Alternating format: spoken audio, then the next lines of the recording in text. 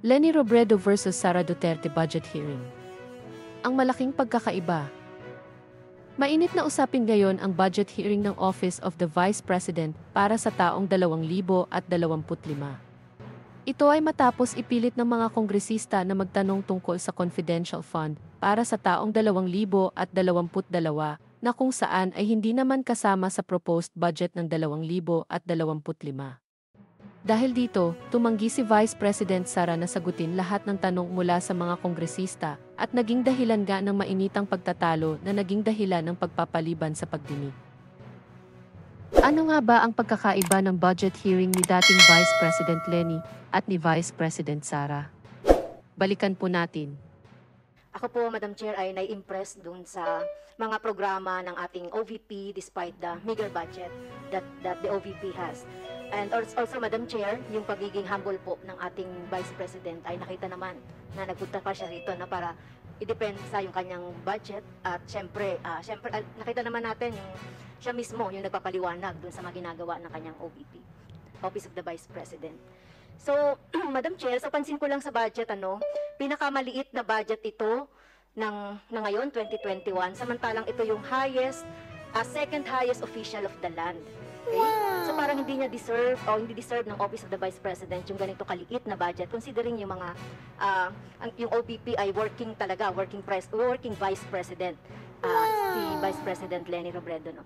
So sinususugan ko, Madam Chair, yung mga mungkahi po ng ating mga kasamahan, dahil tayo rin naman po yung power of the purse later on, at tayo rin po yung mag-decide. So sinusugan ko po yung panukala na dagdagan, doblehin, triplehin ang budget ng OVP para po mas lalo pong marami yung matulungan at mas lalo pong marami ang magawa ng opisina ng OVP. Thank you. Considering that the members of the minority and those who were listed also in the majority have already placed on record their manifestation with regards to the budget of the Office of the Vice President, and we do not want to take more time of the Vice President's very busy schedule, considering she is very active and hardworking. I now move, Madam Chair, to terminate the budget briefing for the Office of the Vice President. At sa ating mga kasamahan, the recommended budget for the Office of the Vice President is 664,883,000, Your Honor. Mr. President, no member registered to interpolate. Wow. Maybe Senator Lapid would like to interpolate. With that, Mr. President, I move that the budget of the Office of the Vice President be deemed submitted and approved.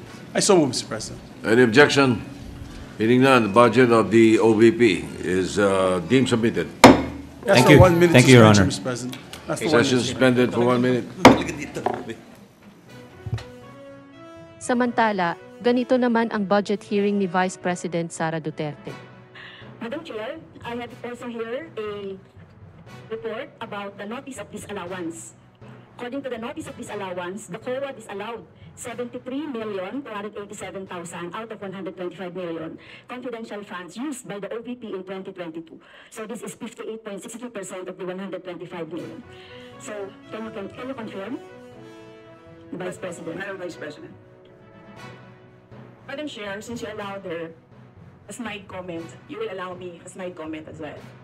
So my question is, can you Yes. confirm? Yes. Yeah, okay. Diba?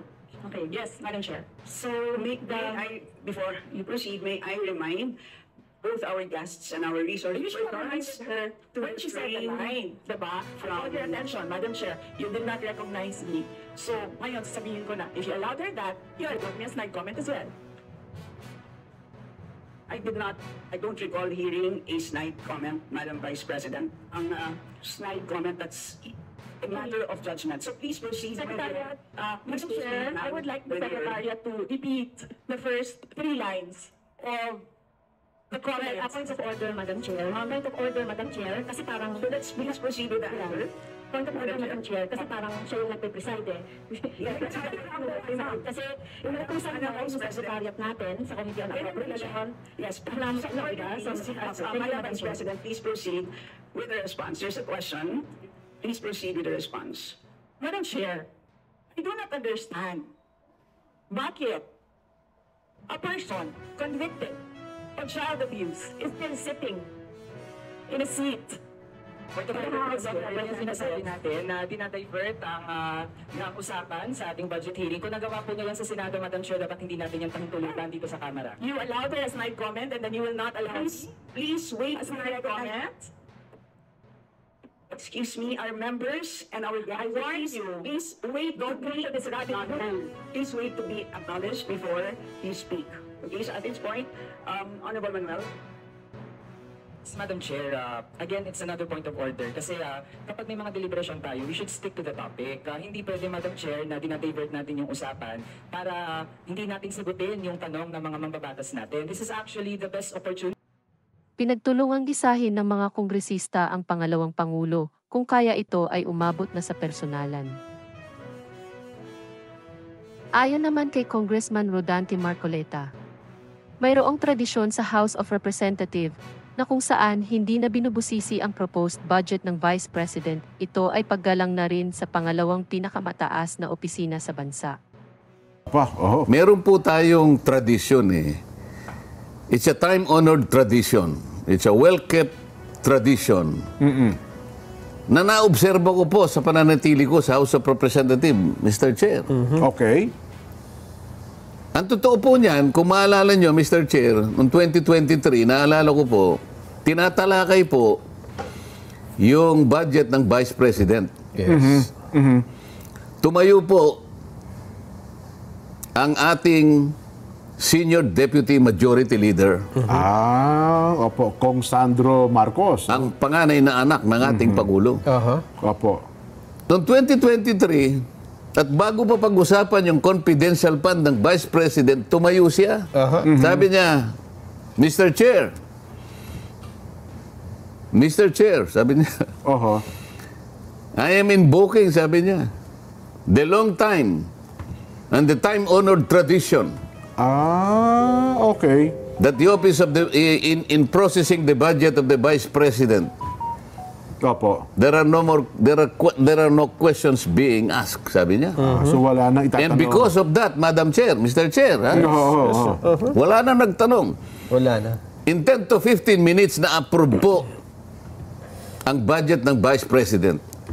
Ito ang tanong, Mr. Chair. Kung ito po ay itinaguyod natin sa mahabang panahon. Alam mo, pagka-tradition po ito, parang it was set in stone. Yes. Hindi basta-basta nawawala ito Pinangangalagaan ito, nire-respeto ang isang well-kept tradition. So, Mr. Chair, ano po ang dahilan bakit po natin binago ang tradisyon?